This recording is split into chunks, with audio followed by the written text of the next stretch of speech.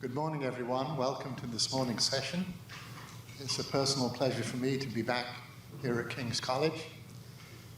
Our first speaker is Harvey Reall from the University of Cambridge, Instability of Gravitational Solitons. So many thanks to the organisers for inviting me to speak here today. So I'm going to be talking about some work that I've done recently with some of my colleagues in Cambridge. So with George Santos, who's one of my colleagues there, and Felicity Eperon, who's my PhD student. There is also a follow-up to our work by my former student, Joe Keir, who's a postdoc in Cambridge. And what he's done is essentially put what we said on a rigorous mathematical footing. So I'll be talking towards the end of my presentation about his work. Okay, so let's start by explaining what I mean by a gravitational soliton. So first thing I should tell you is gravitational solitons don't exist.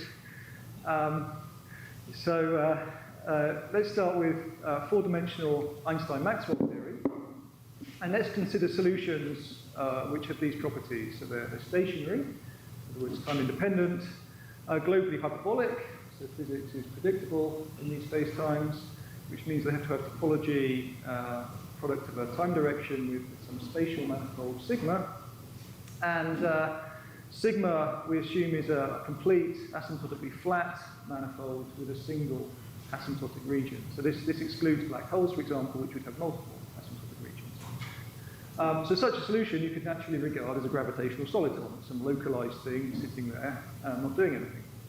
But there's a theorem going back a long time, with some famous names involved in establishing it, that the only such solution is in fact Minkowski spacetime. So such solutions do not exist. So this result can be extended beyond Einstein-Maxwell theory. So there's a nice paper by Brighton, Lerner, Mason and Gibbons from the 80s, which extended this to a large class of supergravity theories in four dimensions, which you can think of as Einstein theory coupled to multiple Maxwell fields and scalar fields and so on. So these solitons don't exist. Okay, so why am I talking about them? Well, they do exist if we weaken some of our assumptions. And one of our assumptions was that we were working in four space-time dimensions. So let's now relax that assumption. And then it's easy to find examples of gravitational solitons.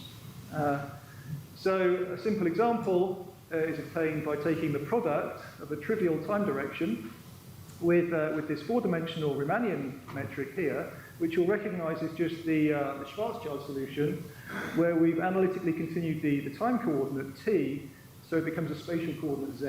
So we've replaced t by I times z. And it can be shown, many of you will know, that this gives a complete Riemannian manifold, provided we identify z with the appropriate period, 8 pi m. So at large R, this metric just reduces to flat space. So this is asymptotically flat in some sense, with just a single asymptotic region. But it has a compact extra dimension, so the z-coordinate here is periodically identified. So constructing this soliton is possible, provided we allow for a compact fifth dimension.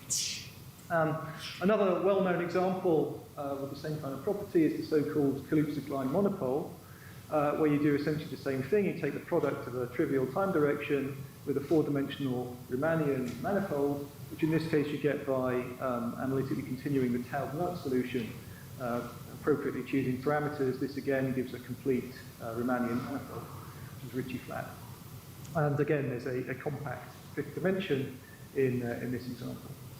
Okay, so these you could regard as gravitational solitons, but they have this drawback that they have this compact dimension, so they're not asymptotically flat in the five-dimensional sense here, but only in the four-dimensional sense. Okay, so now let me talk about another class of gravitational solitons, which are perhaps more interesting because they don't have compact extra dimensions.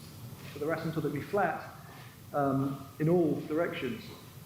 So it turns out that in five-dimensional supergravity, which you can think of for the purposes of this talk as just five-dimensional Einstein-Maxwell theory, admits a large class of solutions with these properties. So they're asymptotically flat in the five-dimensional sense. So asymptotically, the solutions approach five-dimensional Minkowski space with no compact dimensions. They're stationary, so there's some killing vector field, which is time-like near infinity, so you can choose coordinates, so this is just d by dt. They're globally hyperbolic, so physics is predictable in these spacetimes. Topologically, they're R cross sigma, where sigma is a four-dimensional manifold, which is complete, but topologically non-trivial. So it has non-trivial two cycles. And these two cycles support fluxes, for example, the Maxwell field, which wrap these two cycles. And these then source the non-trivial metric through the Einstein equation. These are quite a lot more complicated than the simple examples I just discussed. They're stationary, but they're not static, so they're rotating in some sense. And so they carry non-zero angular momenta. In 5 dimensions, the rank of the rotation group is 2, which means you can specify 2 angular momenta instead of just the one that you use in 4 dimensions. So there are 2 non-zero angular momenta.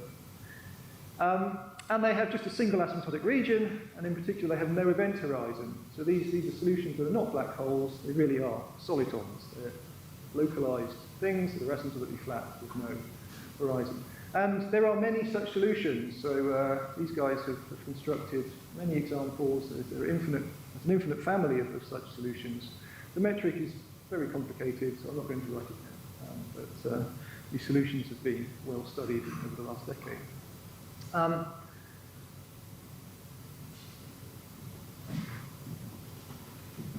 doesn't appear to be me. Okay, so I'm going to be talking a little bit about the role of these solutions in string theory. And string theory is formulated in 10 dimensions. So let me briefly say how these solutions look when we view them from the perspective of 10-dimensional supergravity, so-called type 2b supergravity. Perhaps I could call this one of the historical roots of these solutions, is that they actually, the first such solutions were discussed in 10 dimensions by Albertini and Maus and others before Benner and Warner found the 5-dimensional solutions I've just described. So there's a large class of such solutions in 10 dimensions, and they all share the property that they have 5 macroscopic space-time dimensions. These are the 5 dimensions I was just discussing. But from the 10-dimensional perspective, there are also 5 compact dimensions, which I write as a circle times a 4 torus. There are various fluxes in these solutions, and these fluxes are associated to 3 different types of charge carried by these solutions, which I call Q1, Q5, and QP. These are associated to branes, which wrap this internal space in some way. So 1 branes and 5 branes. And you can also put some momentum around this circle, which gives you this third charge, QP. Okay, so that's all I'm going to say about the stringy aspects of these solutions. When you look at these in 10 dimensions, in fact there are some more general solutions which actually contain arbitrary functions. So there's a large class of such solitonic solutions. They all share the property that they satisfy some generalized version of the positive energy theorem. So this is referred to by string theorists as the BPS inequality, which is that the mass of these spacetimes is bounded below by the sum of the charges, just like in Einstein-Maxwell theory. So there's a lower bound on the mass of any regular solution. And if this lower bound is saturated, it's an equality, then the solution is called supersymmetric. And so those solutions play a particularly important role. Okay, so why are these interesting? So these solitonic geometries play an important role in the so-called fuzzball conjecture, which originated from string theory, which is due to Laffer. So to explain this conjecture, let's consider a black hole in 5 asymptotically flat dimensions. You may recall that when string theorists first performed microscopic calculations of black hole entropy, they did it in 5 asymptotically flat dimensions. And so 5D black holes are a popular subject in string theory. Now, such a black hole has a large entropy, given by the Bekenstein-Hawking formula, which means it has a large number of quantum microstates. Traditionally, one would just say, well, these are just microstates in some quantum theory of gravity. That's pretty much all we can say about them.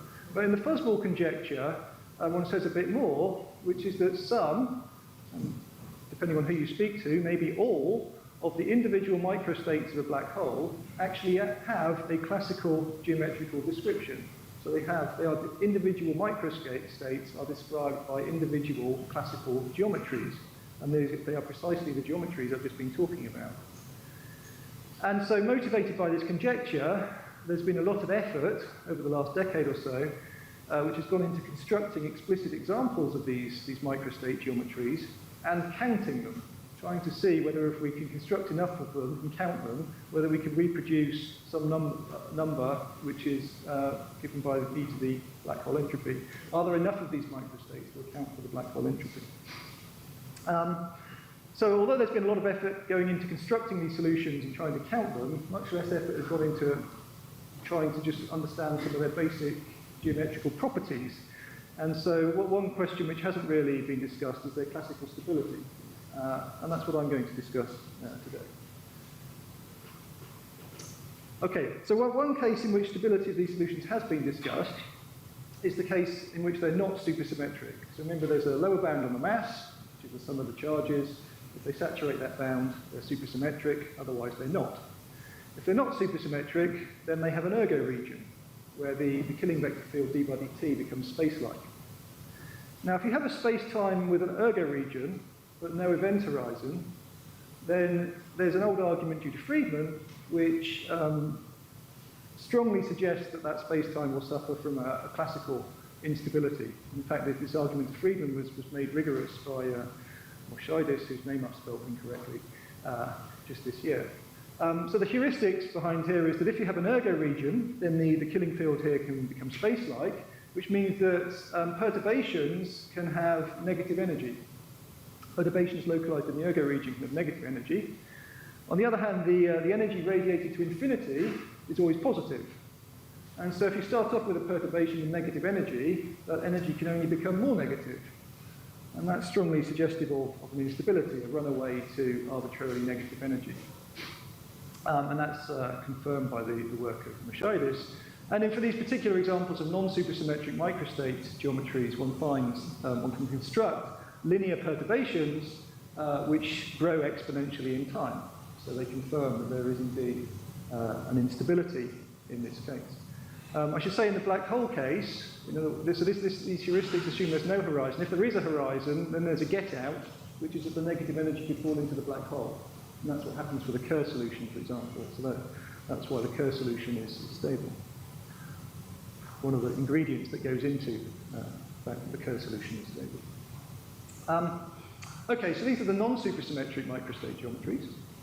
What about the supersymmetric ones? So from now on, I'm going to focus on these. These are the ones which saturate the lower bound on the mass inequality. And I'll just look at them from the perspective of 5 dimensions. So they're 5 asymptotically flat dimensions, these solitonic solutions. Now, there's a general folklore in the string theory community which will say that if you've got supersymmetry, if you've got enough supersymmetry, then you generally expect your solution to be stable.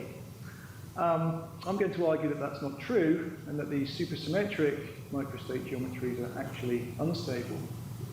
And the instability actually arises from a robust and quite interesting geometrical property of these solutions, which I'm now going to describe. Okay, so this is the fact that in these geometries we have this killing vector field V, the thing that's time-like near infinity, and in these supersymmetric configurations, this killing field is actually time-like everywhere in the space-time, except on a certain hypersurface S, where the killing vector field becomes null. So it's time-like everywhere, but it goes null on some surface S, and this surface S is time-like.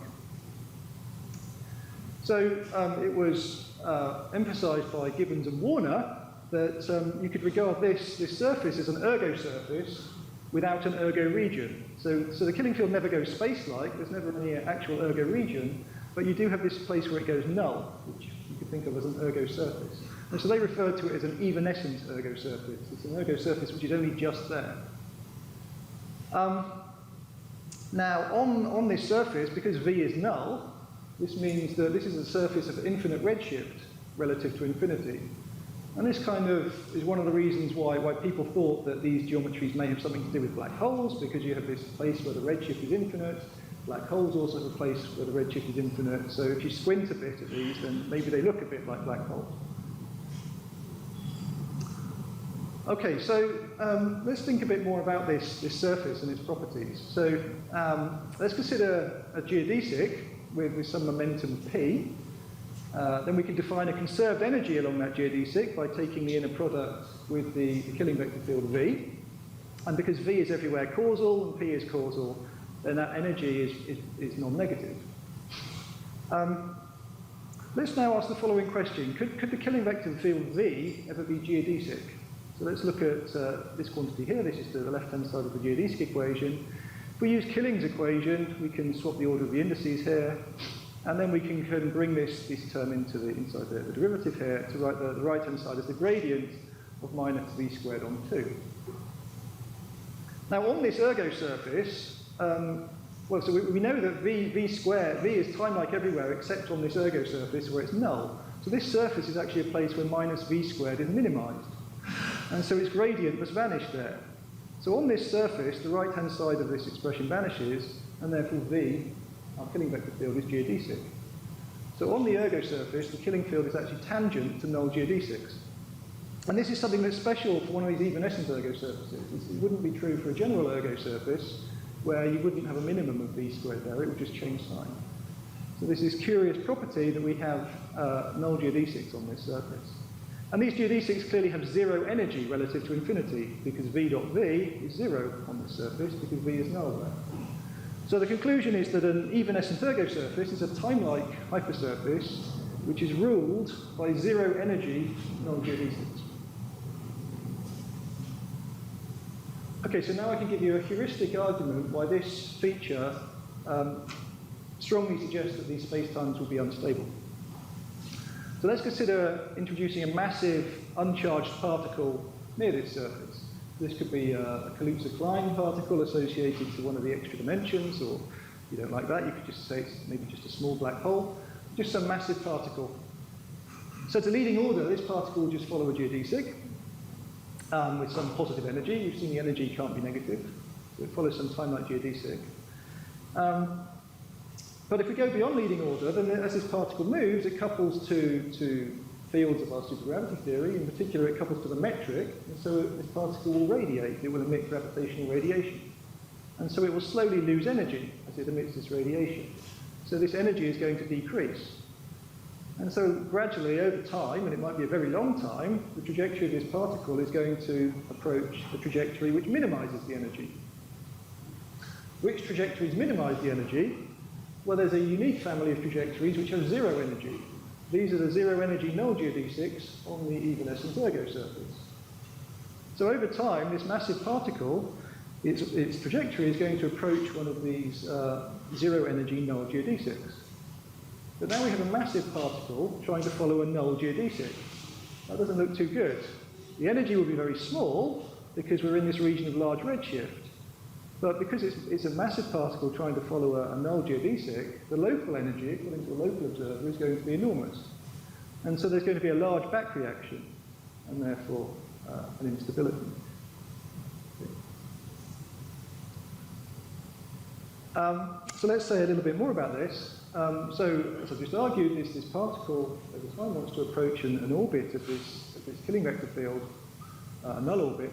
These orbits, by definition, are stationary relative to infinity. So something moving on an orbit of the killing vector field associated with time translations is stationary relative to infinity. And so, because it's stationary, this particle is resisting the frame dragging effect caused by the rotation of the spacetime. Remember that the spacetime has angular momentum. So you would expect there to be some frame dragging caused by that rotation of the background spacetime. And the particle is resisting that, and so therefore this particle must have negative angular momentum with respect to the background. So the conclusion is that this particle is going to accelerate over time to approach a null orbit with a large negative angular momentum. Its energy is always going to be small, and that's because it's in this region with large redshift. So the amount of energy that can be radiated to infinity will be small, but we can still radiate a large amount of angular momentum to infinity. So it seems that this instability involves a large back reaction near to the evanescent ergo surface with a small change in energy and a large reduction in the angular momentum of the background spacetime. So that's essentially all we can say using these kind of hand-waving arguments. Obviously, we'd like to ask what happens next. What does this back reaction lead to? There's an obvious guess, which is that there are also black hole solutions in these theories. And so an obvious guess is that this large back reaction triggers gravitational collapse to form a black hole. Since we start off with something which is supersymmetric and we perturbed it slightly, the final state is going to have to be almost supersymmetric.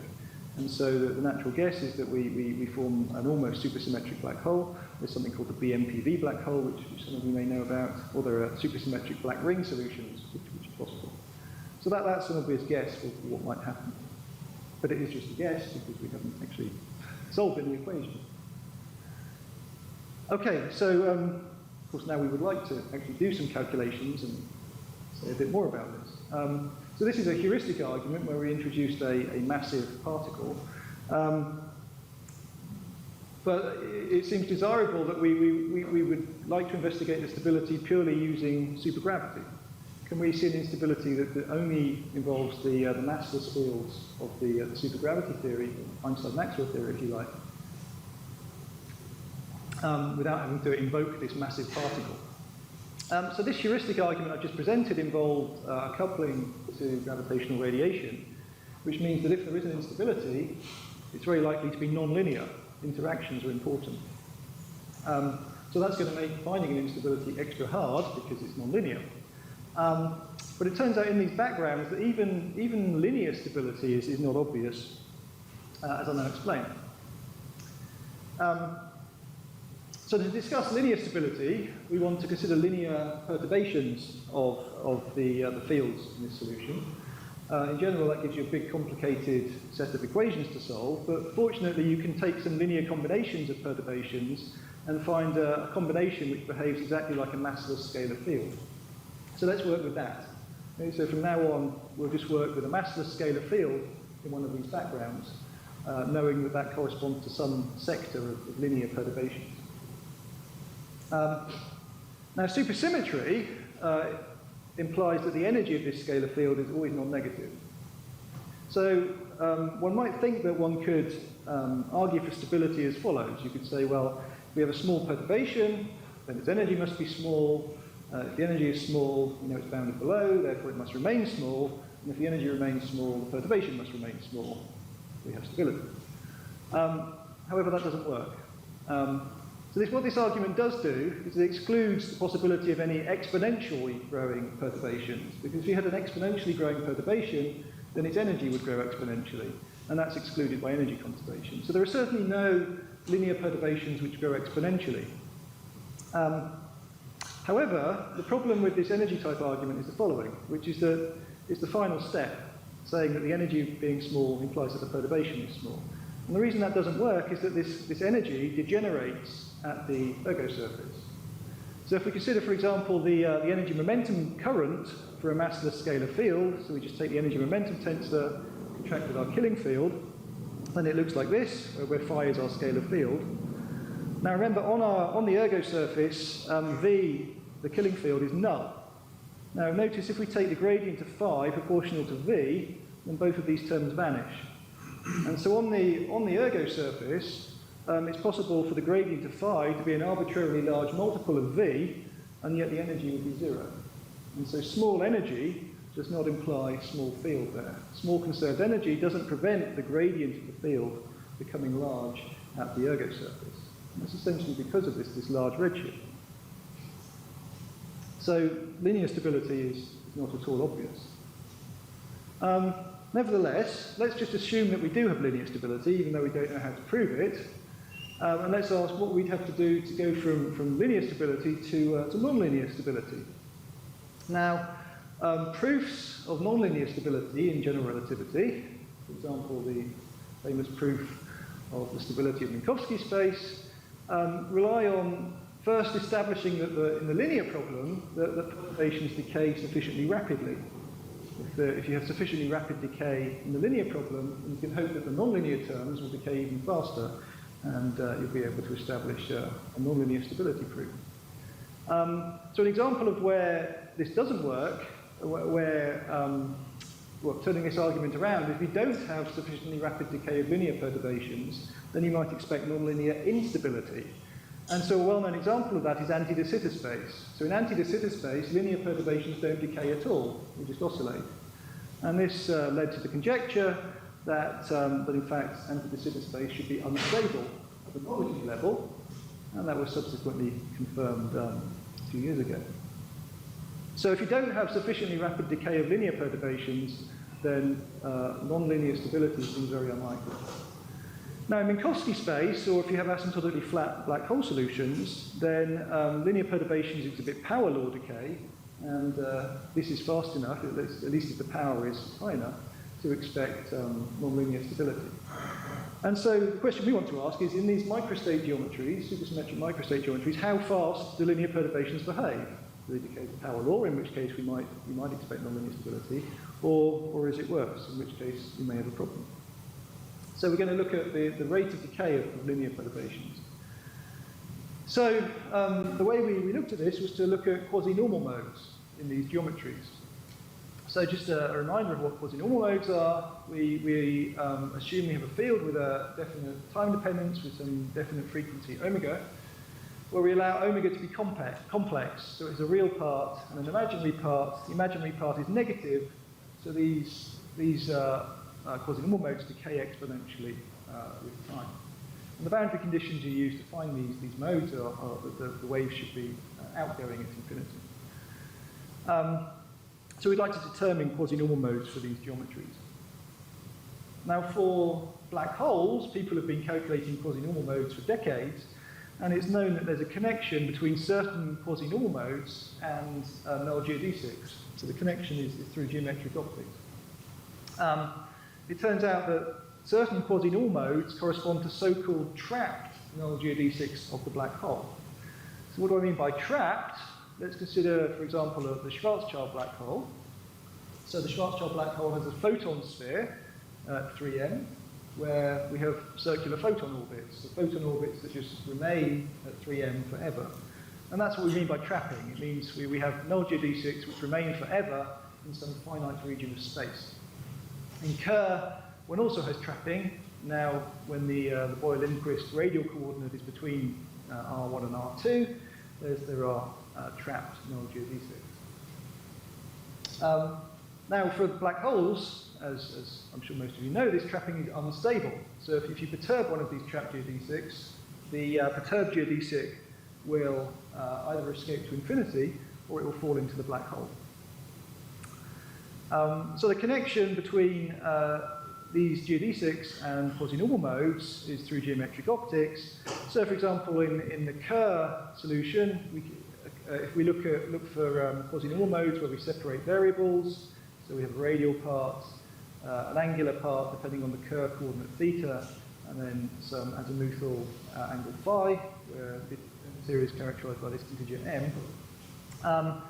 Then the equation separates, and it turns out the angular dependence is characterized by some integer L, analogous to a total angular momentum quantum number. And geometric optics is valid when L is very large. In this limit, one can construct, using geometric optics, quasi-normal modes for which omega r divided by m is the same as E divided by L, where L is the angular momentum of one of these geodesics. Okay, so there's a connection between these trapped geodesics and quasi-normal modes. The imaginary part of the quasi-normal mode frequency is determined by the time scale for this instability trapping. So the time scale at which nearby geodesics deviate from the geodesic in question. Okay, so that was for black holes. What about these microstate geometries? Now there's a key difference here. which is that we have these zero energy null geodesics on the evanescent ergo surface. The key difference now is that the trapping is stable. If we perturb one of these zero energy geodesics, then we get another null geodesic which remains nearby. And that's essentially because the geodesic is just sitting at the bottom of a great big gravitational potential well. So if we perturb it a bit, it just stays down the potential well and doesn't go anywhere. So now we have stable trapping, essentially because the geodesics minimize the energy. So now geometric optics suggests that there are going to be quasi-normal modes because the trapping is stable. The imaginary part of the quasi-normal mode is going to be incredibly small. So there's going to be very slow decay. And this is because the waves trapped down in this region with large redshift have to tunnel, classically, through a large potential barrier in order to escape to infinity. These geodesics, remember, have zero energy, so by geometric optics, the associated quasi-normal mode should have small frequency. In other words, frequency that shouldn't scale with this parameter, which is large. So this is all heuristics, so we've actually done a calculation to back all this up. So we calculated the quasi-normal modes for the most symmetrical microstate geometries. So these geometries have about as much symmetry as Kerr. They have two rotational symmetries. Remember, we're in 5 dimensions. There are two rotational symmetries, d by d phi, d by d psi. And just like Kerr, there's some hidden symmetry that enables you to separate variables in the wave equation. And so you can look for quasi-normal modes with this assumption. We've now got two integers, m phi and m psi, characterizing the dependence on these two angles here. And again, there's some total angular momentum number, L, characterizing the theta dependence. So if we take this quantity here to be negative, so that we're looking for modes which are counter-rotating relative to the background, which is what our geodesics are, remember, and for large L, then we use the matched asymptotic expansion to calculate quasi-normal modes, and we found that, as expected, there's a family of quasi-normal modes whose real part is of order 1. In other words, it doesn't scale with L, it just remains of order 1. And the imaginary part scales with L like this. It's negative. Beta here is some positive number which depends only on the background. And the L dependence is e to the minus 2L log L. And this is tiny at large L. As we increase L, this becomes very small indeed. So these quasi-normal modes decay incredibly slowly at large L. So these calculations were for the most symmetrical microstate geometries, but as I mentioned at the start, there's a large family of such solutions. So how general is this conclusion? Well, these slowly decaying quasi-normal modes, if you look at them, you find they're localized precisely around these zero energy null geodesics on the ergo surface. And as I said, this ergo surface is always there. The zero energy null geodesics are always there. So it seems very likely that this is going to be a robust consequence of the geometrical properties of these solutions. So we'd expect this to be a general feature of these solutions. We're always going to have these slowly decaying quasi-normal modes. Okay, so what are the consequences of this? So as I mentioned earlier, if we want to prove nonlinear stability of some space-time, then first you need to look at the linear problem, and what you would like to establish in the linear problem is uniform decay of some non-degenerate energy functional, which is quadratic in the field. What do I mean by this? Well, I told you earlier about the conserved energy and the fact that the conserved energy degenerates on the ergo surface. Okay, so that's not good enough because it degenerates. What we want instead is some functional, I'll call it E1, where small E1 implies small gradient of phi. In other words, E1 is a good norm for this quantity. So an example of such an energy would be the energy according to so-called zero angular momentum observers. These are observers whose velocity is in the direction of dt. So this is a non-degenerate energy. It's non-degenerate, but it's not conserved. But that's not necessarily a problem. So what ideally you would like to establish is some inequality like this, that at time t, this non-degenerate energy, this norm on the field, is bounded above by some function of t times the initial value of this energy, where g is independent of the field. That's what we mean by uniform here. So g should not depend on phi, and g should tend to 0 as t tends to infinity. So the energy decays because the wave is decaying. So that's the kind of bound one would like to establish. However, it turns out that when you have trapping, even this kind of inequality it can't actually ever hold. So there's a general result due to Spearsky that says that you can never have this when you have trapping. And so instead, you have to generalize this statement to replace E1 by E2.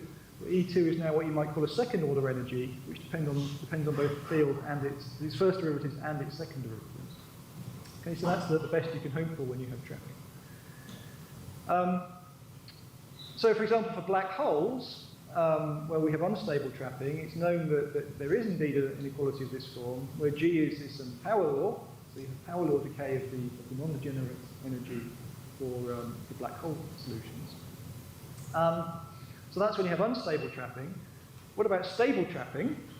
Well, there are two previous examples with stable trapping which have been studied. One is black holes in anti-de Sitter space, and the other is so-called ultra-compact neutron stars. So an ultra-compact neutron star is a neutron star which is so compact that its radius is within the photon sphere. So it's a star with radius less than 3m, a star with a photon sphere. So such stars have this phenomenon of stable trapping. And for solutions with stable trapping, it turns out that the best you can do in these examples is this function g of t is logarithmic. So you get logarithmic decay of the field with respect to time. And this is a sharp result. Okay? You can prove you can't do better than this. So that's the best you can hope for in an energy decay result for these examples of stable trapping.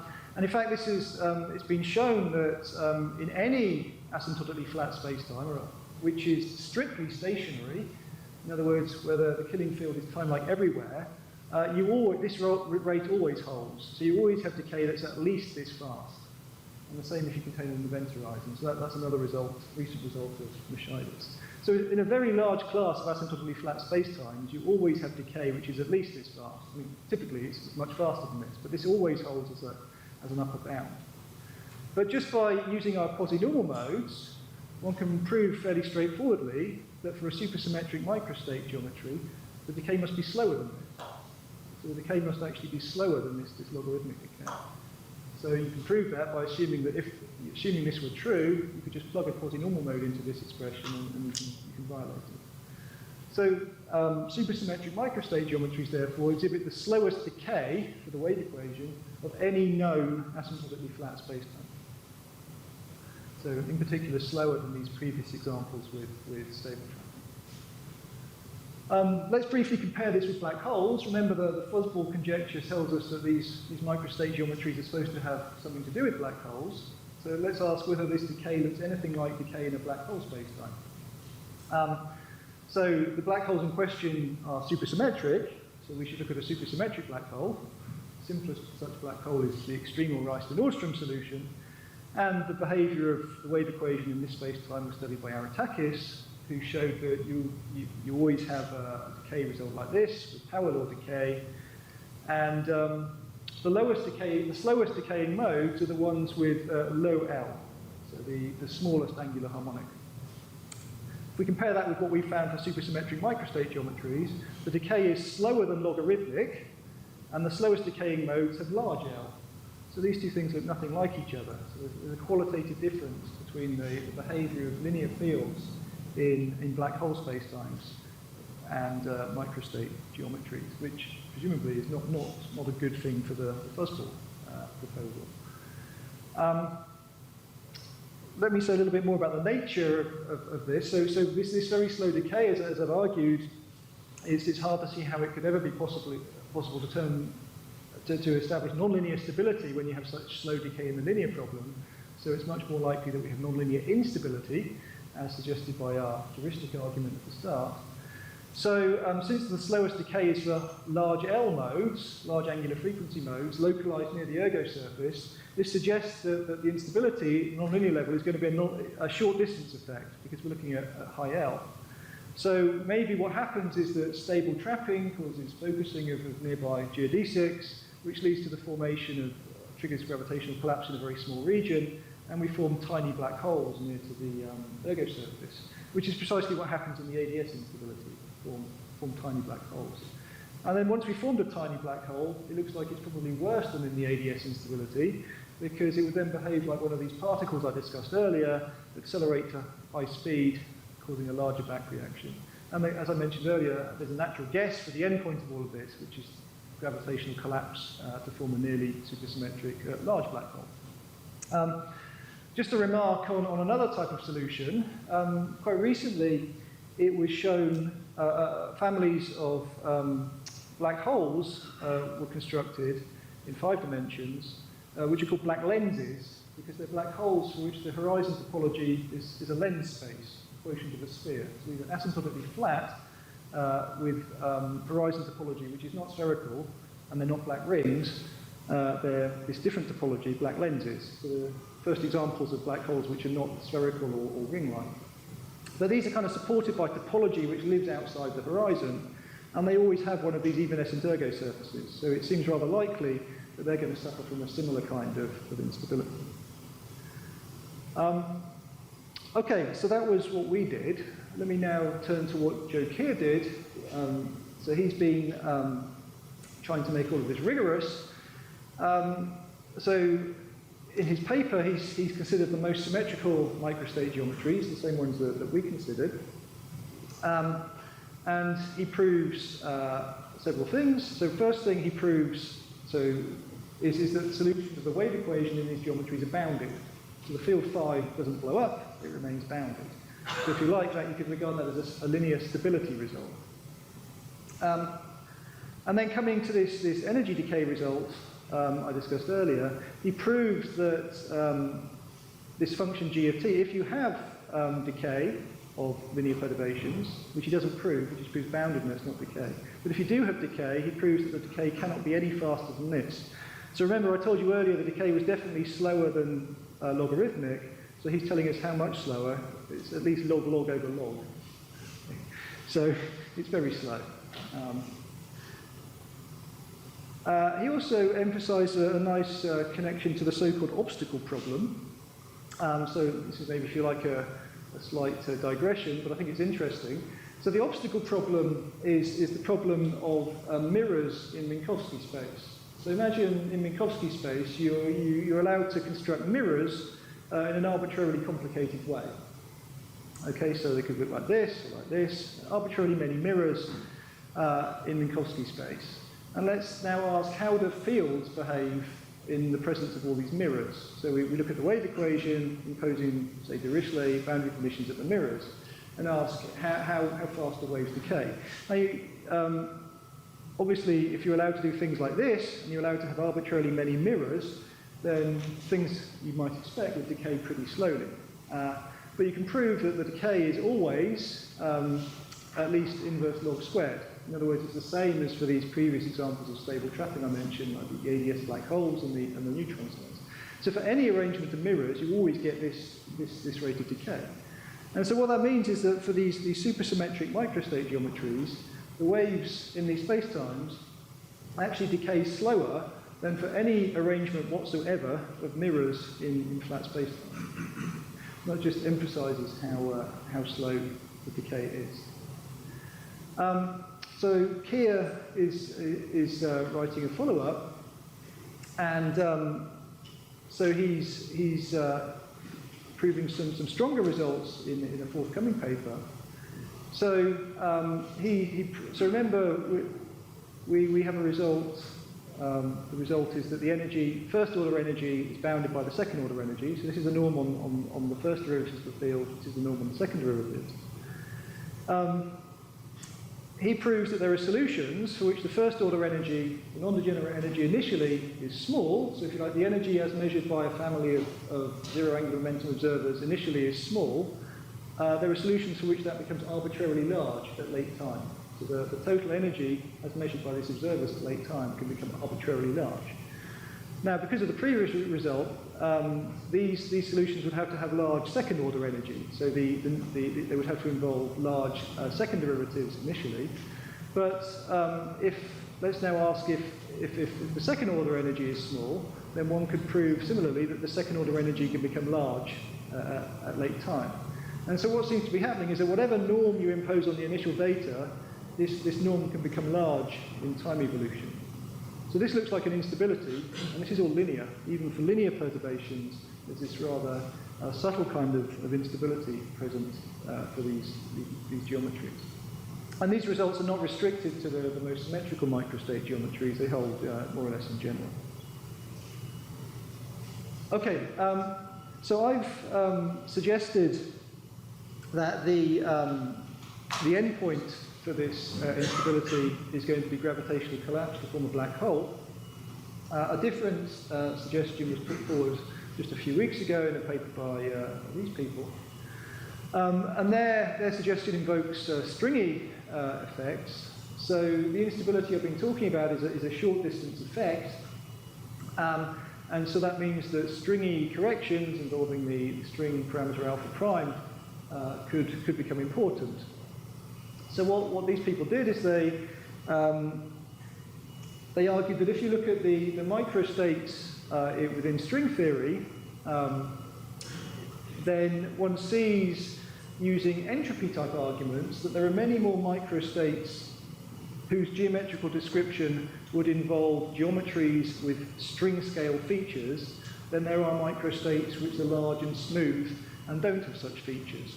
So what they proposed is that in the evolution of our instability, if you include stringy corrections, then the instability will drive you from large, smooth microstate geometries to microstate geometries which involve structure at the string scale. So they had a cool title for this, which is a rough end for smooth microstate geometries. So the solutions become rough under time evolution. They evolve to solutions with string scale structure. So of course this all invokes stringy corrections. If you're doing all of this just in supergravity, then I think this wouldn't happen because you don't have these corrections. And our proposal that you just collapse to a black hole this seems more likely to me. Okay, so to summarize, supersymmetric microstate geometries are conjectured, according to this fuzzball program, to describe individual black hole microstates. I've presented a heuristic particle argument which indicates that these solutions probably exhibit a nonlinear instability. I think that argument is pretty convincing. But then we turn to look at how we would see signs of such an instability in field theory. And so I've argued that the fact that we have null geodesics, which are sitting at the bottom of this gravitational potential well, and therefore stably trapped, means that linear perturbations will decay very slowly. And as I've explained, these spacetimes are the spacetimes with the slowest decay among all known asymptotically flat spacetimes. This slow decay is qualitatively different from the decay in a black hole geometry, which doesn't look too good from the fuzzball point of view.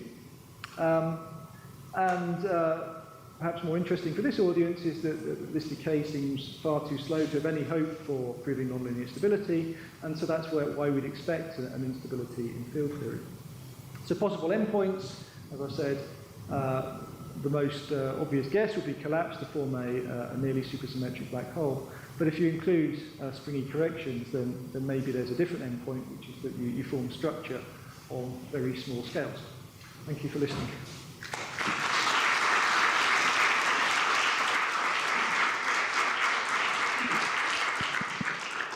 We have time for some questions. Can you say where this leaves the fuzzball conjecture? Well, I was never a big fan of the fuzzball conjecture from the outset, but I mean, I guess a fuzzballer might say, well, this fuzzball conjecture is fine if this is true. It's just that all of these microstate geometries have structure at the string scale. The problem is no one knows how to calculate anything when these corrections become important. So once you start having to include alpha prime corrections to the dynamics, we don't know all of the alpha prime corrections. And so from the classical supergravity point of view, I think one of these microstate geometries, at least this is what these guys say, is that it would be indistinguishable from a black hole. And so, yeah, I'm not convinced that the fuzzball conjecture is going anywhere.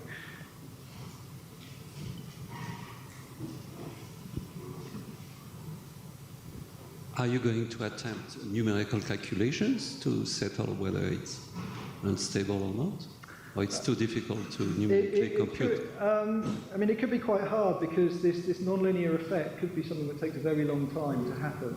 I understand. Now, I'm hoping the person behind you will have a go at it at some point. How Figueres, you know. I've suggested that they might want to look at it, but it could be a difficult calculation because sometimes it takes a very long time for these nonlinear. When people doing nonlinear PDE have established that things can blow up in various nonlinear PDEs, but sometimes the time it takes to blow up is like e to the t over epsilon, where epsilon is the amplitude of the initial perturbation. So it could be a very long time.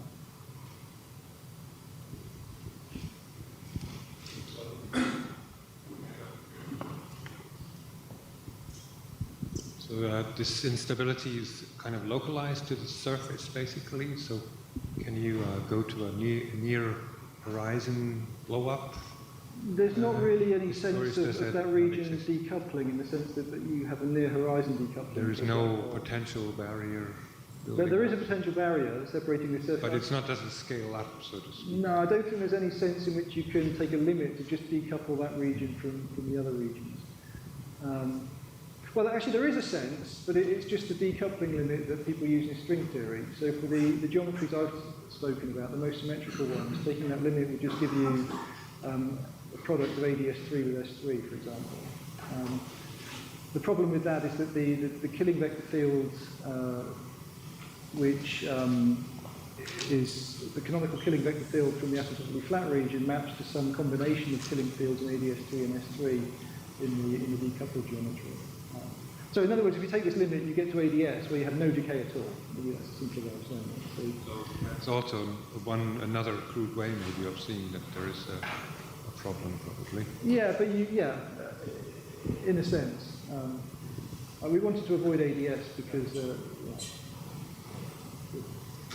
So what does this mean for the BPS bound and the formal arguments for stability which come from supersymmetry? Is it a question of the boundary conditions not being right for that kind of argument? Or well, the problem was that the BPS bound just tells you that if you're close to minimum energy, you remain close to minimum energy.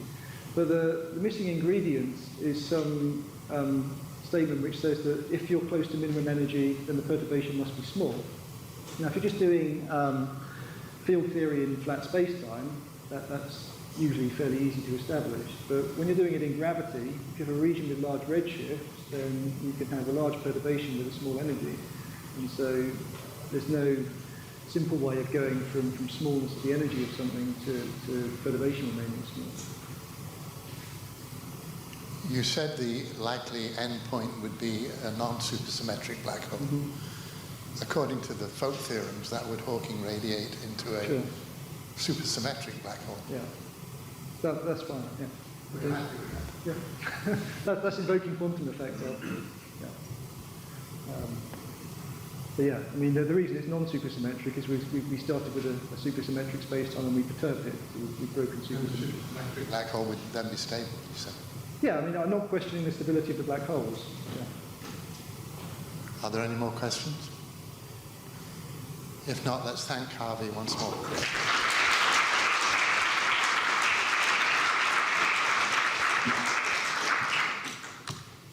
Our next speaker, and I hope you'll forgive my mispronunciation, is Piotr Chrusciel from the University of Vienna, Radiating Spacetime.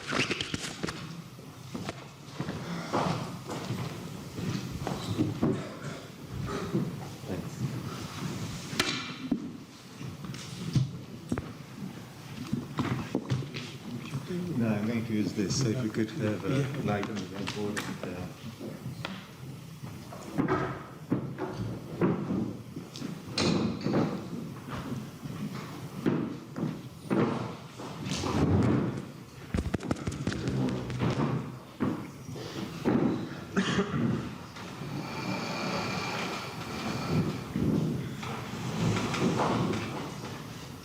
Yes, so good morning, everyone. This is going to be a pre-computer age talk, but still maybe a post-industrial because not the blackboard talk, but the whiteboard talk. So Well, thank you very much for inviting me to give this talk here, and I'm very honored to be here. My talk will be mostly a review, so part of the aim of this conference, I understand, was to review the status of things. And actually, I'll be starting up at a place where Kenneth stopped yesterday. He mentioned that Trautmann gave a series of lectures in this college in P38, explaining his view on gravitational waves. So these things can be found in Trautmann's lecture notes, which have been published as a golden oldie in GRG. So they're widely available now. So this was in 58, and these lectures followed two papers that he wrote in an obscure paper called the Bulletin of the Polish Academy of Sciences, hardly available and hardly known elsewhere, probably not really even known in Poland. In any case, so his question was, he was probably the first one to ask the questions, how can we seriously talk about gravitational radiation in a non-linear setup? Or maybe people thought about it, but he was the first one to propose a framework to do this. And his argument was by analogy. Well, if you look at the wave equation in Minkowski spacetime, we know that there's a lot of solutions of this equation which look like phi is some function of angles and retarded time falling off like that. And if you have some experience with wave equations, you know that it's easy to construct such solutions, but solving a Cauchy problem at t equals 0, you give initial data which for phi which are compactly supported, and that's what you're going to get. So he calls this Sommerfeld outgoing radiation condition, but as I said, you just get this just by solving a Cauchy problem. So there is no mysterious outgoing conditions to impose on the fields. You just impose some condition on your initial data, which are quite reasonable. So now he says, well, these solutions have the following property. If you start differentiating them, so d mu phi, well, there will be terms which fall off like r minus 2 or faster, which you get by differentiating r here, or which you get by differentiating the error terms here, or fast decaying terms here. And also, if you differentiate with respect to angles, you're going to produce terms which look like r minus 2. The only terms which contribute to 1 over r in the field will be terms where you differentiate this function psi with respect to its first argument. So you're going to get dc over du times the derivative of t minus r. And there's an interesting feature of this term. So you can write this as some function, say n. This would be your d psi over du times a vector k mu over r plus o of r minus 2. And this vector has the property that this vector is null with respect to the Minkowski matrix. So if you just take the Minkowskian null of this vector, you're going to get 0. And good, this is a fact of life for solutions of wave equations. And so there are two papers about this by Trautmann in this Bulletin of the Academy of Sciences. This is the first one he discusses this, and he says, well, why don't we try to think of radiating solutions of Einstein equations as something which mimics the properties here. So we're going to write the metric as the Minkowski metric plus a perturbation. But this is not supposed to mean a perturbation expansion, but this is only a perturbation when you go to infinity. In other words, this h can be very large, but at large distances, it should behave like a radiating solution of the wave equation. So in other words, h nu nu should look like some have the structure which is here. So some tensor field psi mu of u theta phi over r plus terms which decay faster. And then the derivatives of this correction or of the full metric tensor will actually have again this structure similar to the one above. So derivative of psi with respect to this first argument, so du psi mu over r, times main contribution coming from this thing, so d mu u, actually du sigma u, in my notation here, plus O of r minus 2. And now this thing should be a null vector, right? So k sigma would be a null vector for the full metric. Or maybe if it's not full because we're only talking modulo lower order terms, so at leading order there should be a null vector. And Trautmann also imposes the outgoing radiation condition in, so this, he calls this outgoing radiation condition, and he knows very well that there are problems with coordinates, so he says, why don't we work then in harmonic coordinates? So this famous condition that Thibault already mentioned yesterday, so the Laplacian of the coordinates should be 0, or again, to be consistent in the spirit of all this discussion, should be falling off faster than you would expect just by naive calculations. So with this framework, he takes the Freud expression for the energy, and I'm not going to write what it is, but Freud already way before told you how to propose the definition of energy as a limiting integral of some expression in the fields.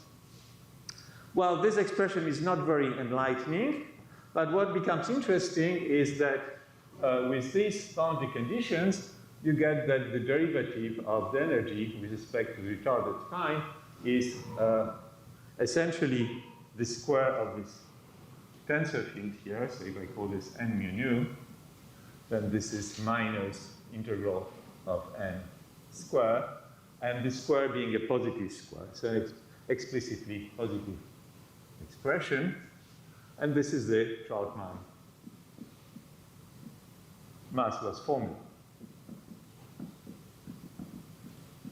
So you can find it in 58 in his lectures, or also in these papers in the Bulletin of the Polish Academy of Sciences, which are, by the way, also available on the archive now. As something posted there. So, how does this fit with something that has been mentioned here as one of the main breakthroughs in the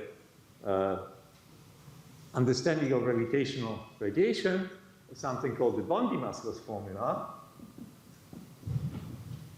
Well, Bondi in '62 proposed an expression for the total energy of the radiation, in the radiation regime, which I'm not going to write here, but he defined,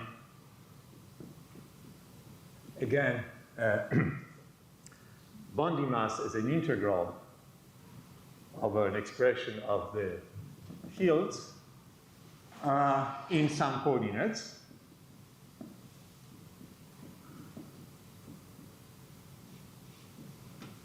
And he showed that this mass is actually also decreasing. And as we heard yesterday, this was kind of a milestone in claiming that gravitational energy can be radiated away. Now, there are various issues which arise here. One is, are these conditions ever satisfied by real solutions of Einstein equations, or are Bondi's conditions satisfied in real solutions of Einstein equations. And I'm going to come back to this. But supposing that you have a space-time in which you can construct Bondi coordinates, it's very easy to go to harmonic coordinates and then check that both Bondi mass and the Bondi mass loss formula are just a special case of Trautmann formula. So this, if you have these conditions, it is not clear at all that you can construct Bondi coordinates and prove anything about the gravitational field in Bondi's language. But if you have Bondi's coordinates, you are actually in a special case of Trautmann's formula. So in other words, I've been advocating this for many years. I think that Trautmann, having done his work earlier than Bondi, and in fact talked about this work here in '58, should be given quite a bit of credit for this. So maybe this should be called the Trautmann-Bondi mass loss formula, since it's actually the same formula in any case. So this is as far as the understanding of energy goes. And well, the question then which arises, are there at all any spacetimes which satisfy either the Bondi coordinates conditions or the Trautmann conditions? Can you say something rigorous about it? And if you look at the history of the problem, well, probably the first paper about this is about radiating solutions of Einstein equation. This goes back in 1918 by Brinkmann, who writes down the solutions we know as plane waves. They were mentioned yesterday as Bridgman and Jeffrey or something like that. But so I haven't looked carefully at this Bridges and Jeffrey. I don't remember the names now. I haven't had time to look carefully at the other paper, but I think that they're actually only getting a subset of the solution of Brinkmann, and it's any case in 1926 or something like that. So way after Brinkmann. But anyway, it's again one of these completely ignored papers. In 1920, so these are plane waves, and there's no way they have anything to do with this kind of solutions, because in these solutions, as you go to infinity in all directions, the wave should be decaying. The intensity of the field should be decaying, right? So here you have a plane wave, so maybe the wave is decaying in one direction, in the direction of its propagation, but the other ones, the wave fronts are constant. So these certainly don't fit here. In 1925, Heidelberg, so a member of my faculty, my current faculty, published a class of cylindrical waves, which are strangely enough known as Einstein-Rosen waves, but they are actually described in his 1925 paper. And again, so these are indeed radiating solutions of Einstein equation, exact solutions, not some kind of perturbation scheme. But cylindrical means that they are invariant under translations along the z-axis.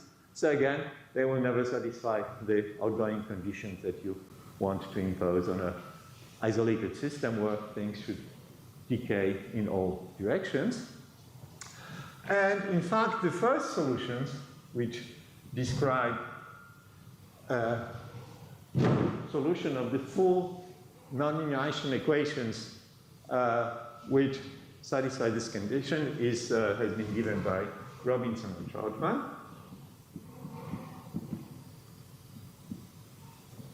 And because it's an interesting solution, I'm going to spend some time talking about it. So Robinson and Trautmann write down an ansatz for the metric, which looks as follows. The metric is some function times du squared minus 2 du dr plus r squared, a function lambda which depends upon u and the remaining coordinates being, you can think of this as theta and phi. So you have a two-dimensional metric here. So this is two-dimensional. And you can think of this as being a metric on a sphere, but you don't have to. It can be a metric on a torus or on a homogeneous surface. And this metric is time independent, time being this retarded coordinate here. So du of this two-dimensional metric is 0. And in fact, everything, all the dynamics happens in this single two-dimensional conformal factor. This function phi can be, once you know how this thing looks like, phi can be explicitly calculated by the following formula, r over 2. I'm not sure about the sign here, maybe a minus.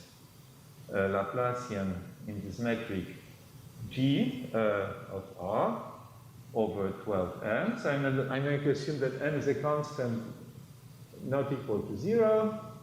Now r is the scalar curvature of the a two-dimensional metric, this one.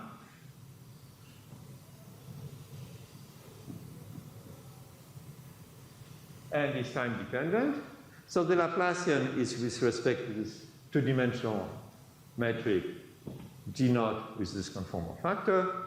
There is a usual Schwarzschild term, and this probably, and maybe Strautmann didn't write this, but you can actually add a cosmological constant here. This will not change anything. So once again, if you know this function lambda here, this phi is directly given in terms of derivatives. Actually, fourth order in lambda, because r is has two derivatives in lambda, so this has 4 derivatives.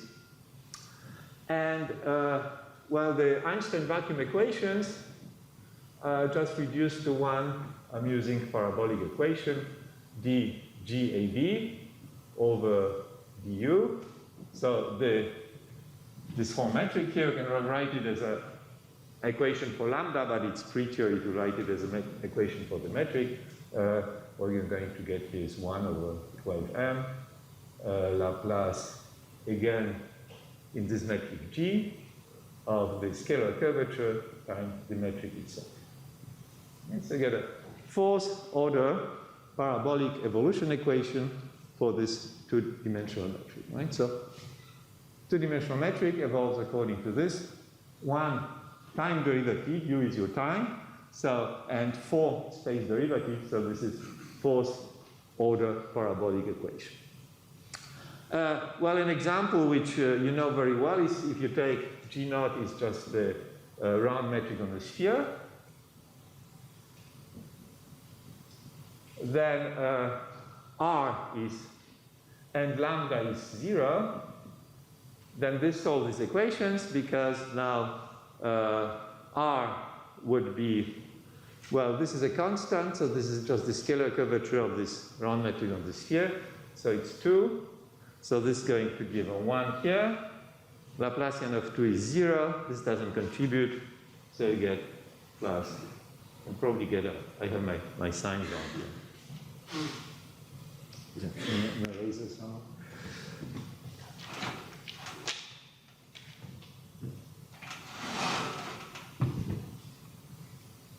This is a minus, of course. And this might be a plus. I'm not sure, I keep checking my notes, but I don't think it matters that much. So this is just a Schwarzschild metric in some Eddington Finkelstein coordinates or something like that, right? So this is a special case in this of metric in this class of spacetimes. So to get a vacuum solution, a fully nonlinear solution of the Einstein equations, you have to solve this equation. And if you can do it for any, well, how do you solve a fourth order parabolic equation? You have to tell me what is lambda of u0 and the angles. And I just, so these are the initial data for this equation. And if n is positive, I can solve forward. Solution for u positive, And if m is negative, I can solve backwards solution for u negative. At least for a short time. So this is standard theory of nonlinear parabolic evolution equations. You can solve this problem for a short time and get at least a piece of space-time which would satisfy these equations. So this is, these are the Robinson-Trautmann metrics. In fact, it's interesting that this equation has always global solutions. So, in fact, you can solve for all u either positive or negative. So semi-global solutions always. Semi-global because for all initial data. And by the way, no matter how big this function lambda is, this initial function is, so in other words, you can get solutions of arbitrarily strong gravitational fields out of this. Of course, it's a little funny how the Einstein equations, which normally we think of as second-order hyperbolic equations plus constraint, become first, fourth-order parabolic equation, right? So this is a bit strange. In any case, this is what happens, and that you always have these semi-global solutions. Why are they only semi-global? Well, of course, Schwarzschild is a global solution, so there exists global solution of this problem. Indeed, if you take G naught lambda initially 0, it remains 0, and you get a solution defined for all u. Now, I suspect that this is the only solution which exists globally, but I think proving this would be actually a bit of a challenge mathematically. Now, what goes wrong if m is positive and you try to solve backwards in time? Well, this is a parabolic equation, and parabolic equations have the property that immediately solutions become analytic. So no matter with what you start, and you can start with this lambda here, which is pretty rough, but just think of this as being C4 or something like that, but you could start with something much rougher. Once you solve this, immediately solutions become analytic. Okay? So suppose if m is positive, you can solve forwards in time, and solutions become analytic in space, the space being the angular variables immediately after that. So at every later time, you get an analytic function of the coordinate xa at any fixed u. But this means that if you start with some initial data which are not analytic, and if you could solve backwards, then of course, since you solve backwards, you're actually in the evolution of the solution with positive times compared to this backwards initial data, right? So if you start with u naught, and if you can go backwards, then your u naught is actually to the future of this initial data surface. But if it's to the future, the data here have to be analytic. So that's the proof. If you start with lambda, which is not analytic, you cannot solve backwards at all. Okay? So I always get semi-global solutions, the same argument goes backwards. And now the question arises, well, you get a global solution of this equation, some coordinates. What is the global structure of the space that you get? And these things always describe a black hole. You can draw Penrose diagrams in the spirit for any topology of this two-dimensional manifold here. But I'm going to assume that this two-dimensional manifold is a sphere. Then this is your initial data surface u naught. And this is a characteristic surface. So only if you take u equal constant, then this goes away, you get a two-dimensional metric. So it is a degenerate surface. It is a null surface. It's not a space-like Cauchy problem. It's actually a characteristic Cauchy problem where you're giving your metric at u equal u naught, and you solve all the way to u equal infinity, and the question is, what is this u equal infinity? Now, the answer is maybe, so r goes to infinity when you go in this direction. This would be your, what we now call scribe class. And so here, r equals 0 would be the usual Schwarzschild-like singularity, which comes from this term here. Yeah, I realize that I've forgotten an r in my metric. Again, doesn't matter much, but this is a formula for phi.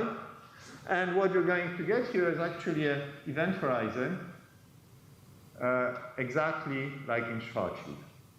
So r equal to m in Schwarzschild. This is something which has been shown by Schmidt. That whenever you have a global solution of this, you actually get a geometry which looks like that. So this is all fine. So all these things actually describe black hole solutions. There are the first time of the first family of black hole solutions which are non-stationary ever written down until the work of Duffermos and friends to show that there exist eventually Schwarzschildian dynamical black holes, so where you get a family of solutions roughly in this spirit, where you prescribe data, scattering data on the horizon and at scribe class, and you solve backwards, you get a family of vacuum black hole solutions out of this. Well, they're already essentially a large class without any smallest conditions. It's already in the Robinson-Troutman metrics. Now the question arises, what happens, can you extend across this region? Because this is not a whole spacetime, it's a piece of spacetime, you see this. And these spacetimes have interesting extendability property, that namely you take any of these spacetimes, you flip it backwards on itself. Wondering if I have different colors here.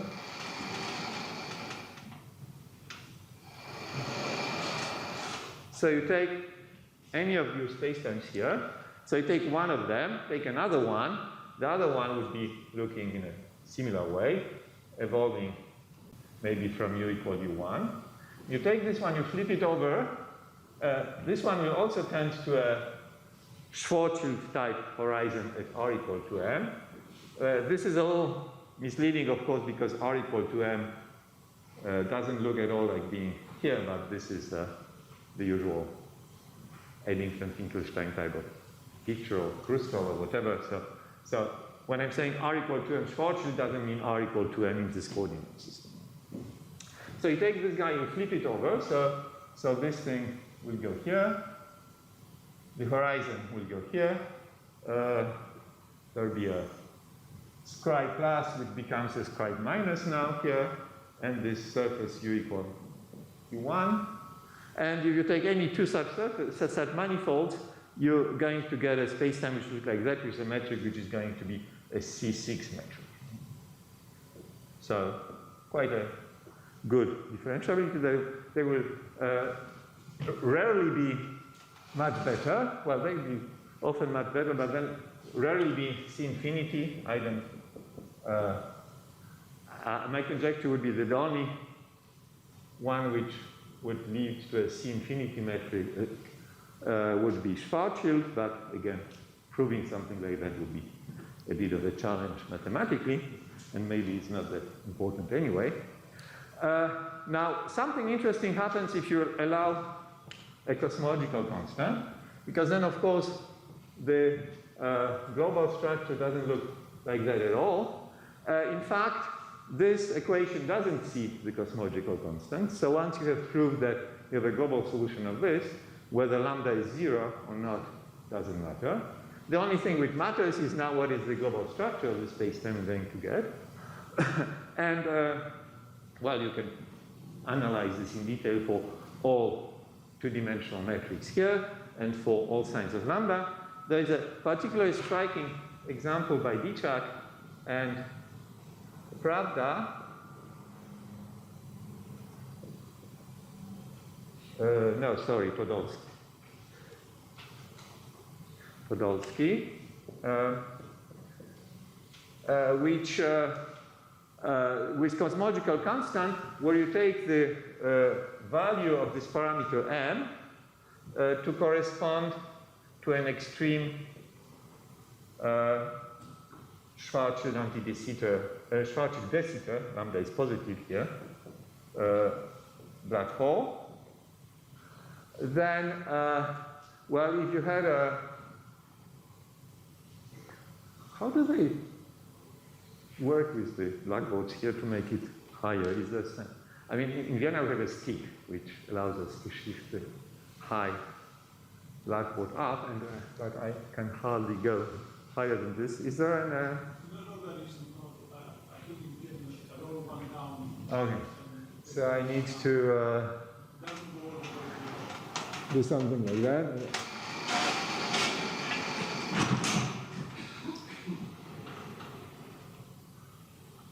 Okay, this is not most convenient, but let me try. So if you take a value of m and lambda which leads to an extreme Schwarzschild de Sitter black hole, then the conformal diagram, or the Penrose diagram, would look like that.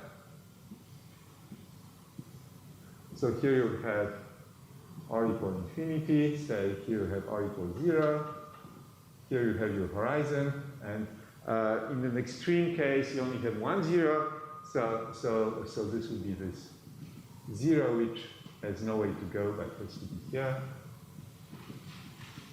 And so I think that's the global structure you're going to get. So remember that these Robinson-Trautmann spacetime are constructed by taking a retarded time surface like that. So this would be your u equal to 0. It used to be u equal to 0 in the other side, u equal to 1. So you can construct spacetimes which have this global structure, which like in here. And with this precise value so that you get an extreme horizon, you always get a C infinity extension, no matter what matrix you take, what Robinson-Trautmann matrix you take.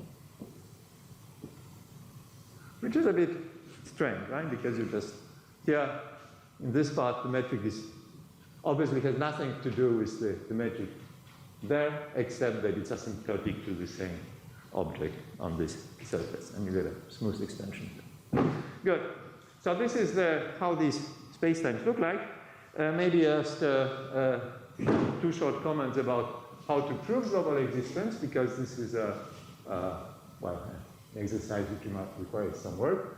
So proof of global existence, of semi-global existence. You use 2 things. Well, actually, 3.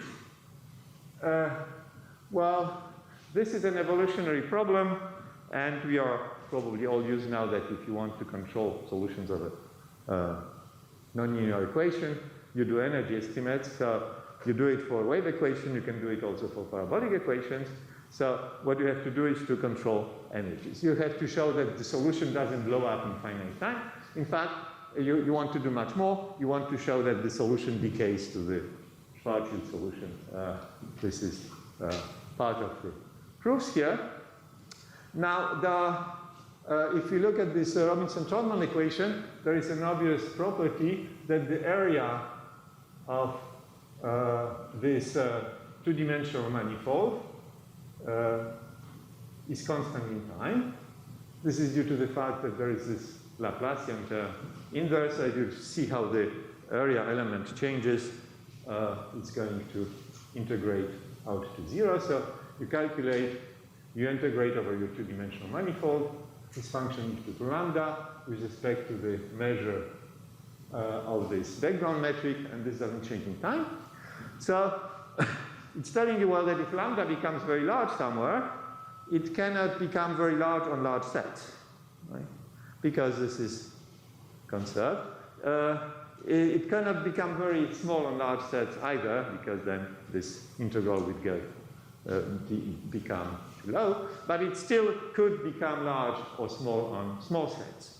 And to make sure that it doesn't get large on small sets, you have to control the derivatives, and in this case, there is a miraculous identity which has been first proved by Calabi and independently proved by 4 general relativists, Porter, Sebastian, Perrier, and Lukács, which says that if you calculate the scalar curvature of this metric e2 lambda g, remove the background metric, calculate this is decaying. Okay, so you get out of this you get some control of second derivatives of the function lambda, but not quite enough. These two things are not enough to prove that things work. And the third key element, which really allows you to close this thing, is actually something I mentioned to you a few minutes ago, the Trautmann-Bondi monotonicity formula. Namely, the Trautmann-Bondi mass for this matrix is n over, say for a sphere, integral of e to 3 lambda d mu g naught, right? So don't ask me why you have this tiny power here, but if you calculate the Trautmann-Bondi mass of this metric using either Trautmann's framework or the Bondi framework, you're going to get that the mass is not this thing n, which is of course something was probably obvious. M is constant, and these things are supposed to decay and to radiate energy away, right? So the Trautmann-Bondi mass is not constant; it is integral, and then the Trautmann-Bondi mass loss formula is telling you that this is decaying. And if you put these three things together, you can prove that solutions exist globally and they all converge to a constant curvature. So this is 1962. Now, my talk is about radiative solutions of vacuum-Einstein equations. Here's the first one, radiative and asymptotically flat. The next big step in this story was done in around 82, I think, by Helmut Friedrich, who constructed solution. You can think of them a little in this spirit. Namely, you start with initial data on a hyperboloid. On this diagram for Robinson-Trautmann, this would correspond to initial data on a hypersurface which looks like that. And what he showed was that suitable initial data on a hyperboloid will give a global solution to the future. So again, asymptotic flat, using a framework developed by Roger Penrose, and then his amazing conformal equations. You construct a much larger family of solutions. Here, the fields were arbitrarily strong, but within an ansatz. Here, the fields have to be weak. They're near the data on a hyperboloid, but you get global solutions to the future of a hyperboloid.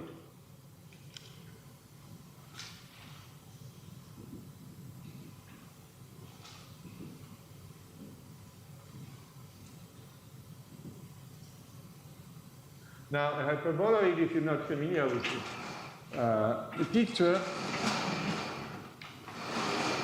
in Minkowski spacetime, well, really think of you must be familiar with the hyperboloid in Minkowski spacetime. So his initial data are an obvious generalization of this. So just think of a hyperboloid in Minkowski and put on this hyperboloid initial data, which are perturbations of initial data on the hyperboloid in Minkowski. Now there is an issue of the behavior of the asymptotics of the initial data, which has to be addressed, but this is taken care of, and one gets solutions which don't do quite what one would like to have, because one would like to start with initial data x equals 0, rather than starting with initial data on a hyperboloid. So this is what Helmut tells us, that we can go to the future of this hyperboloid and we'll get a radiating spacetime. You want to start with data at t = 0 and construct a spacetime globally, in fact, not only to the future, but to the past. If you think about a hyperboloid, you have a problem solving to the past because just like domain of dependence, where at least you need other data and all this. And this is, in any case, not completely clear how to go from initial data at t = 0 to initial data hyperboloid.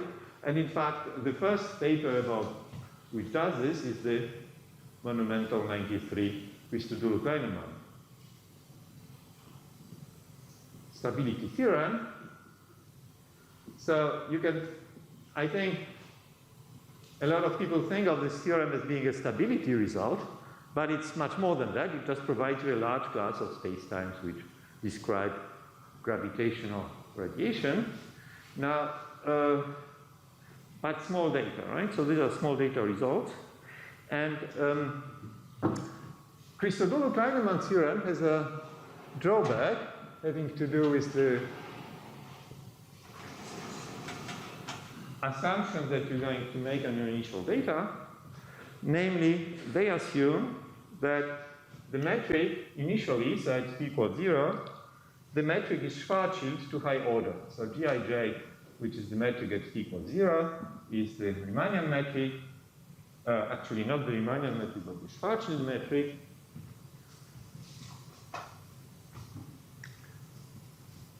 Schwarzschild plus terms which are little o r minus 3/2.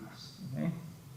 And a similar assumption on the extrinsic curvature, Hij at t = 0 will be decaying as r minus 5/2.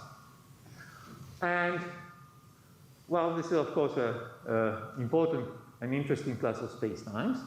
But one of the things you're going to certainly have here is that the total momentum of such a spacetime would be 0. Well, you could think, okay, well, I have an initial data set which has non-zero total momentum, so I can boost it a little bit so that I'm going to get one which has 0 if this p is small. These are all small data solutions anyway, right? So I can take a small p. But now, whatever reasonable assumptions you're going to make on your data with p = 0, and you start boosting them, how do you know that the boosted thing will have these properties? So this is not clear. So in other words, in this framework, you certainly exclude, to start with, essentially all solutions with p = 0. Now this has been fixed in 2007 by Didier Vieri, which takes the class of initial data which are actually optimal as far as the existence of an ADM mass and momentum is concerned. So she takes the metric is the at t = 0 is the flat metric plus terms which are little o of r minus 1/2. So a jump by 1 here, and the extrinsic curvature is little o of r minus 5/2.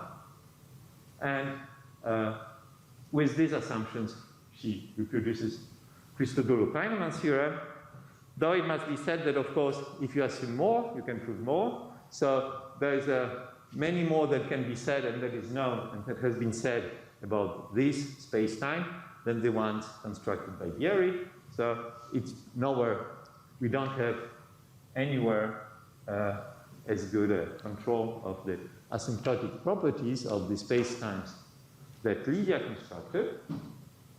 But at least we have now a big class of space-time which allows a very reasonable class of initial data. Start with t = 0, and you get your solution out of that. Now, once you have that, you want to ask yourself the question, well, here are the Troutman conditions on asymptotic flatness. were under which he proved his results. Well, I didn't write the Bondi conditions, but the class of conditions that Bondi imposes. And is it true that in this class of spacetimes you can satisfy these conditions? Well, this is not clear at all. So there is an answer that there is a subclass of this which satisfies the conditions of Bondi or Troutman, of Troutman and Bondi.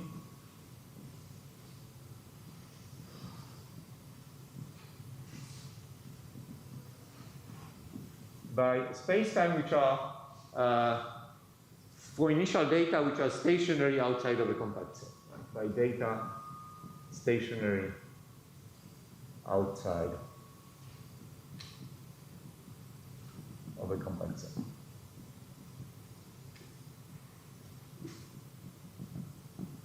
So in other words, for all these data which are small data, again by small data,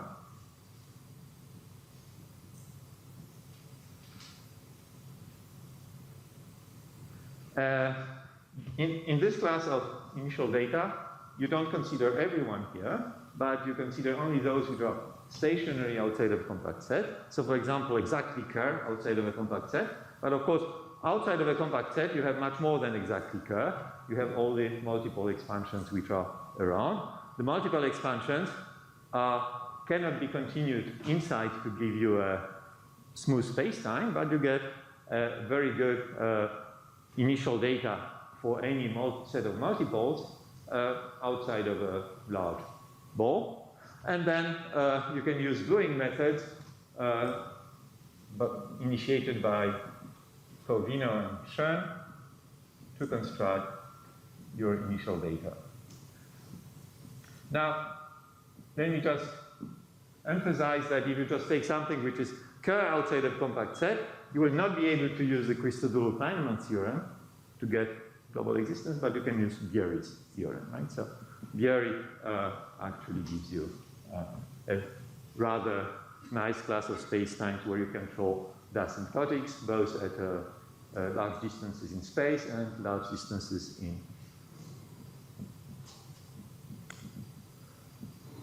in time. But all this is for small initial data.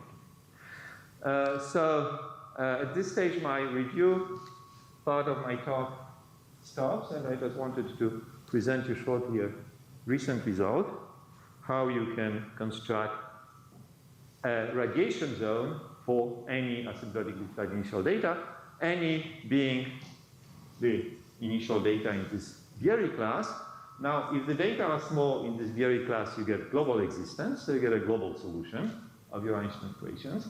If you start with large data, there's no hope to get a global solution, but it's not clear at all that you're going to get any kind of radiation zone, and the theorem is that you always get a radiation zone for all. So you don't need, no need of smallness to get a radiation zone. So what is this about? So let me just go back to the Cauchy problem with asymptotically flat initial data. So just give me any set of initial data at t equals 0, and I'm going to assume that they decay as Lydia is telling us they should. So we have your surface sigma is equal to t equals 0. We have some initial data g and k, and these data, of course, are not arbitrary, but they have to satisfy the constraints, which are telling us that the Riemann curvature of g is equal k squared minus trace of k squared, and the divergence of minus trace is, okay, so I have initial data and arbitrarily strong. What can I say about the evolution? Well, if I think about this in this form where this is t equals 0, no matter what initial data I have, I'm going to have a small spacetime which goes with them. So this is the local Cauchy problem and domains of dependence, right? So if you can solve this solution in local coordinates, then you get a solution in the domain of dependence for a small time, and you can do this everywhere in local coordinates on your surface, so you don't need any decay conditions or anything like that. Take any initial data, you're going to get a small space-time biology. Now, question is what happens then if you go further away? So if the data are small in a Bieri norm, then you're going to get a small solution. But if you take data which are large, well, there is a theorem by Chrusciel and Murahu called the boost theorem,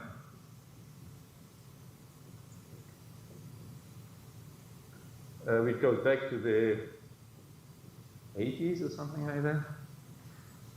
I should have checked the date. I haven't. So, which says that you can play with boost type domains, which look as follows. Say omega, theta, and r. Theta would be a slope, so this would be the angle here. And r would be the radius where you start. So omega theta r would be set where you take r larger than r. And t, well, can't go to infinity, but can go to theta times r. Okay? So a boost type domain would be some kind of wedge. So in two-dimensional picture would be like that. In 3 dimensions, well, you should think of this as being a region. I'm not sure if this improves your idea of what this is, but in any case. So these are the boost type domains, and the boost theorem says the following. Take any theta smaller than 1. So for every theta smaller than 1, you can choose large R so that the solution exists on this set. Solution exists on this set. And now, of course, the killer is this, right? Theta should be smaller than 1. So you're starting with asymptotically flat data. If you had a light ray in Minkowski spacetime, theta would be 1. And now outgoing surface would have slope theta equal 1. And Chrusciel and Murahu is telling you, well, no matter what data you start, you're going to be able to put things that cause boost domains, because you can just boost your surface as much as you want.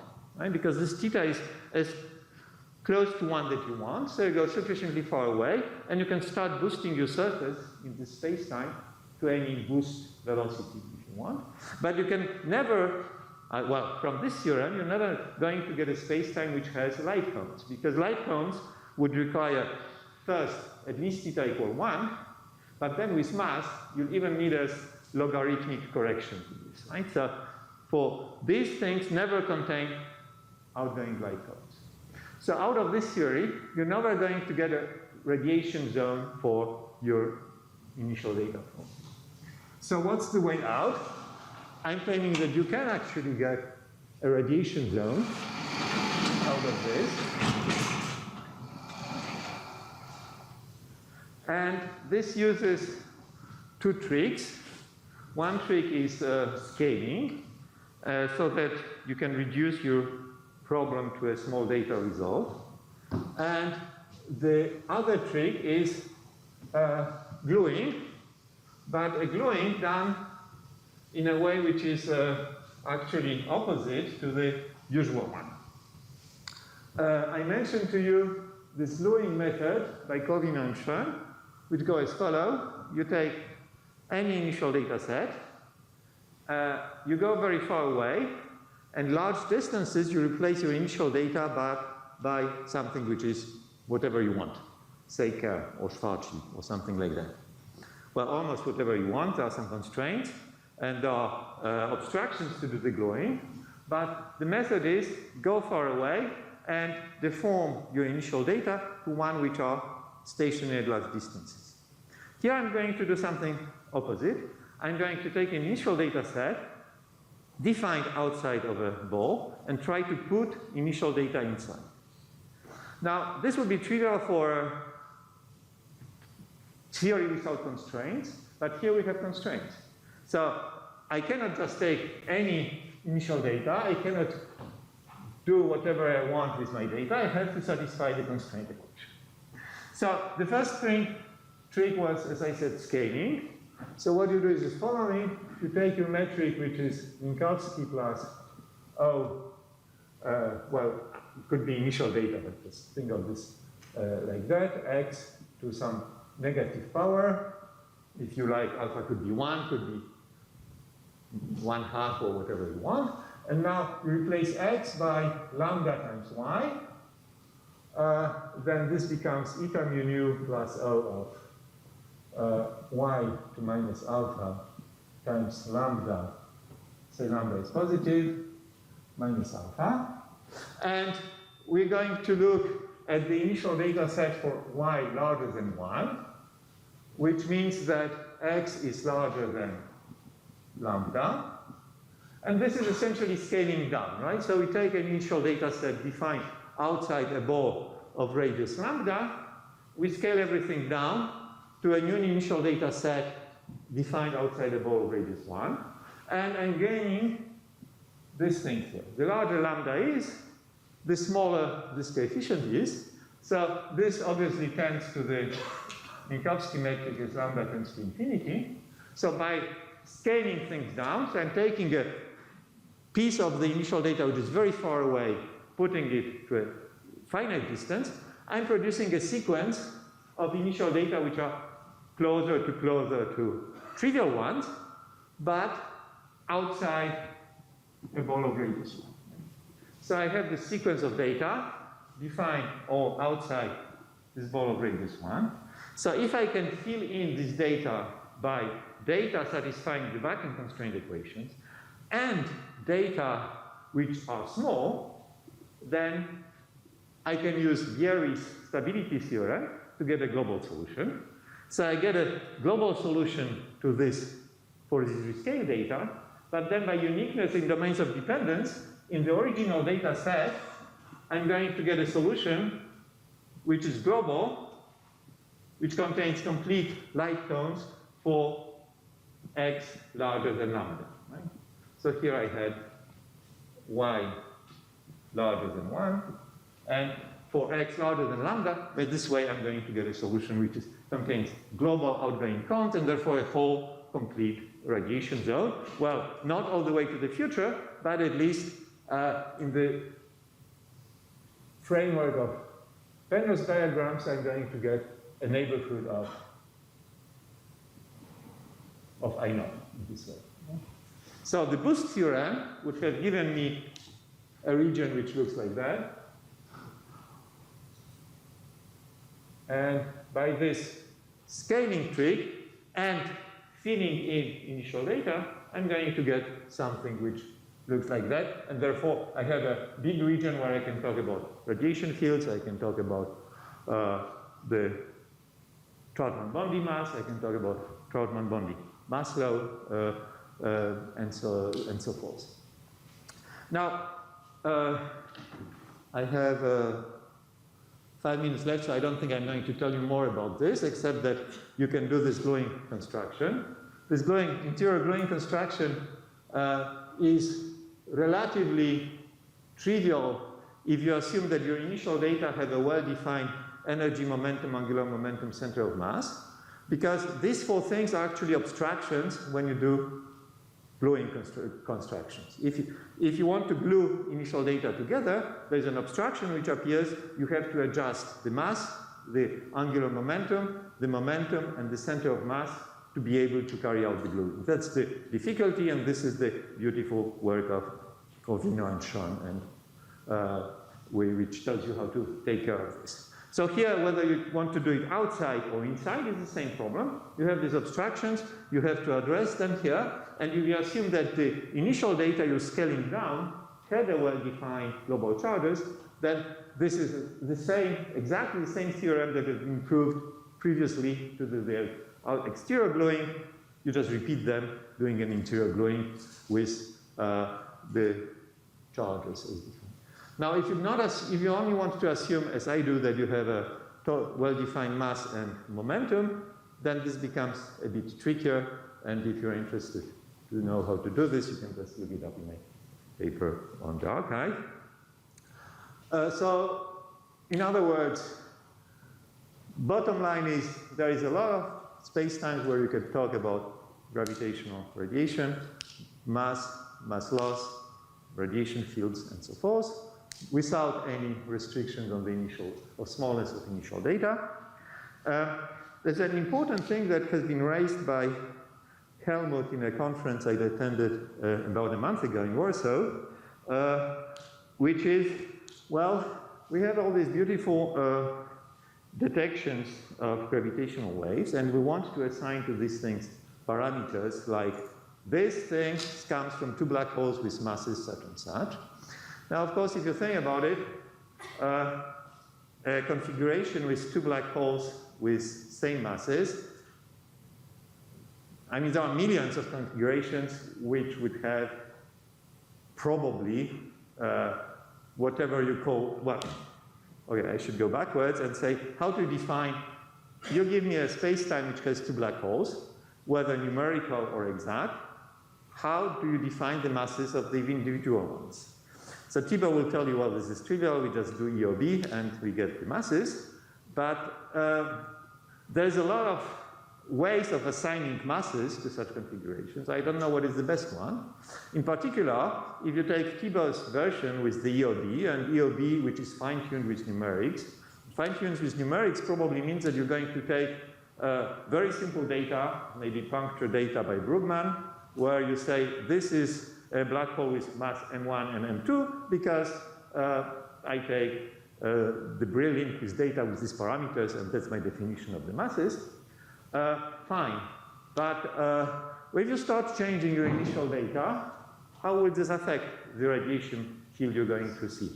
Is this what you're going to see in LIGO sensitive to changing the gravitational field in this faraway zone or not? Well, I think a physicist will say no, it's not, it shouldn't. And we're going to get the same masses anyway, and it's probably right, but one would like to be able to justify this, right? So the theorem stating that small perturbations, or maybe even large perturbations here, will not affect the wave profiles you see, well, that would be something which would be a nice complement to a statement saying we have seen gravitational waves coming from black holes with masses 35 and 25 solar masses. Thank you very much.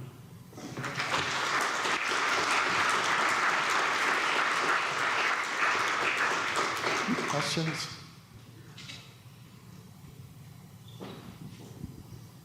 I have a comment and a question. The comment concerning your last remark is this has been investigated numerically.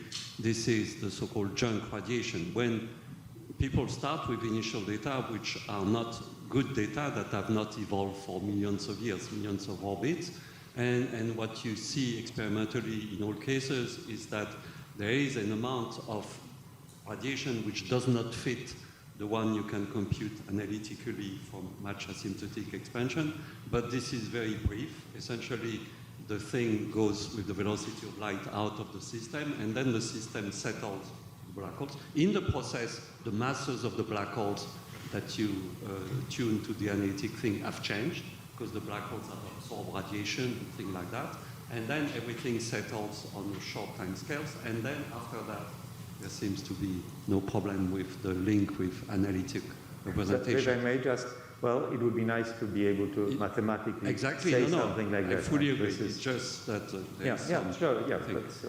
Now my question is about peeling and conformal structure at infinity, because they are, I mean, if you start having data which are quite generic at infinity, I would expect that there is no good peeling, only the leading, second leading, things like that. And I would also expect that, I'm sorry to say that just in front of Roger, that actually the thing would not be conformally regular in general, no? But is there something proven in these things of Lydia-Vieri? Can one prove that in general the peeling is only to leading order, or what? So what Lydia says, but there is no published documentation of this, is that if you take any of the initial data of a class, you'll always have a radiation field, and that's what you see in LIGO. So what do you care about the next order terms anyway? Do you? Okay. And but you will are have mathematicians of the next order term. Well, but I mean, I would be very interested to hear why you should care about the next orders. But so she says you always have a well-defined radiation field, and you always have a well-defined Troutman-Bondi mass, and you always have the mass loss formula. Right? So, do you need more? If you do, I'd be happy to know the reasons for this, because I spend a lot of time trying to construct spacetimes which are more regular than what Lydia does. So, and if what is the point then? Is there a point? No. She says it works. It is relatively, well, there are two issues here. One is if you really take these decay rates at face value in Sobolev spaces, then she doesn't know how to do this. But if you take these decay rates in Herder spaces, then she does. So an epsilon missing to get the... We have a question over there. So it's actually just a comment about the last question. Speaking of sort of hard to find references, there is actually a paper of Dimitrios Christodoulou. It's in the proceedings of the Marcel Grossman conference in Rome in I think it was 2000, where he indeed proved that for generic initial data, you will not have peeling at the higher order. Well, this paper is extremely confusing because he starts with hand-waving arguments about asymptotics and stuff like that. And it's hard to disentangle then what is proved and what is the hand-waving based on linear. So I'm not saying it's not proved there. I'm saying it's very difficult to extract from this paper what you're saying. There is a specific theorem which is proven, which I can explain to you if you want. If there are no more questions, let's thank Peter once more.